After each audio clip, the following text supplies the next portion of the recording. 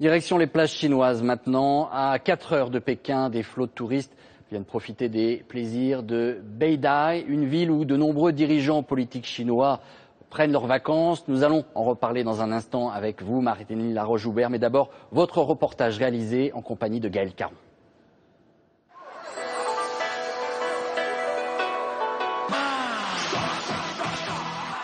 On se sent bien, on est cool. Ces paroles du tube de l'été, chaque Chinois ici pourrait les fredonner. La plage de Beidareux, à plus de 300 km de Pékin, est l'une de leurs destinations de vacances les plus prisées. Il y a trop de monde à nos yeux. Pour eux, c'est mieux. Ça ne me gêne pas qu'il y ait du monde. C'est plus vivant. Si on est tout seul, c'est triste, et quand on est nombreux, on s'amuse. Moi, j'aime la foule. Je ne vois pas l'intérêt d'être tout seul au bord d'une plage. Du monde bien couvert. Il se protège des coups de soleil, mais pas seulement. Cette plage cultive une tendance conservatrice. Pas de nudité ici. Les jeunes filles ne s'exhibent pas en bikini, elles s'enroulent dans des châles, se coiffent de capelines, pudeur et coquetterie. On n'a pas le même concept de beauté que les Occidentaux. La blancheur de la peau, ici, c'est la beauté. On ne veut pas être bronzé. La vogue de Beidareux date de la fin du 19e siècle. Lancée par les étrangers, elle est devenue la première plage ouverte aux Chinois dans les années 50. Une capitale d'été aussi pour les dirigeants politiques. Alors, certains profitent de leurs vacances pour faire un voyage dans le passé. Ce matin, je me suis levée à 4 heures et j'ai couru pour voir la résidence de Mao. Cette plage entretient la mémoire de Mao Tse-tung. Le numéro 1 chinois aimait passer ses vacances ici au début des années 50. Il a même écrit un poème en hommage à Beidareux.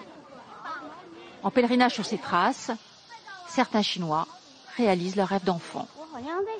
Quand j'étais écolière, j'ai appris le poème de Mao. Je m'en souviens encore.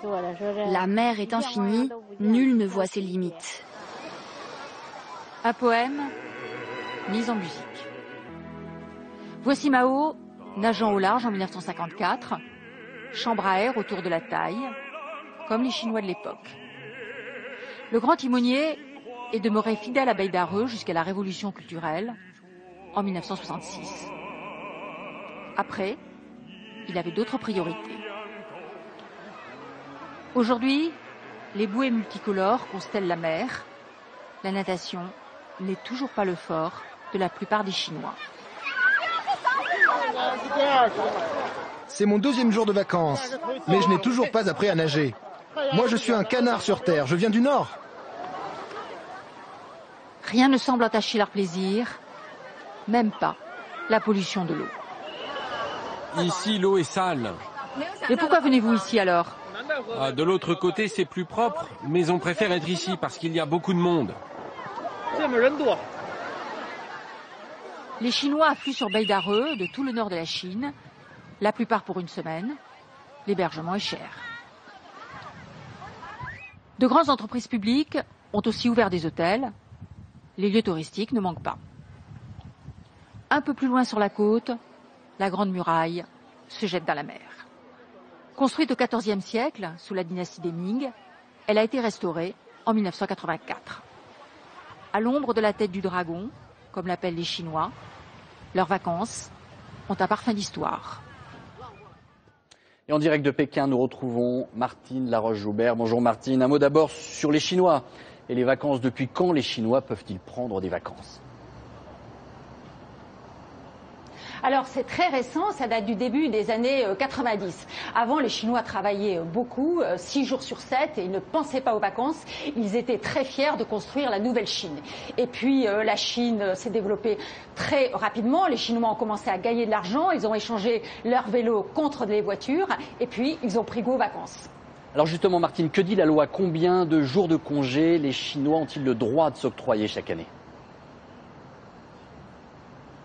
Alors aujourd'hui, les salariés chinois peuvent avoir 3 semaines de congés payés maximum selon l'ancienneté. Ça concerne les classes moyennes, pas les migrants, c'est-à-dire ceux qui viennent des campagnes pour travailler dans les villes. Alors une certitude, les Chinois adorent les vacances, profiter de la vie, voyager en groupe.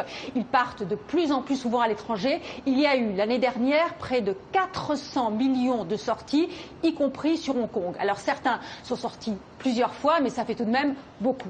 Alors où vont-ils? Eh bien, ils disent adorer la France. Merci beaucoup Martine pour ces détails sur les vacances chinoises.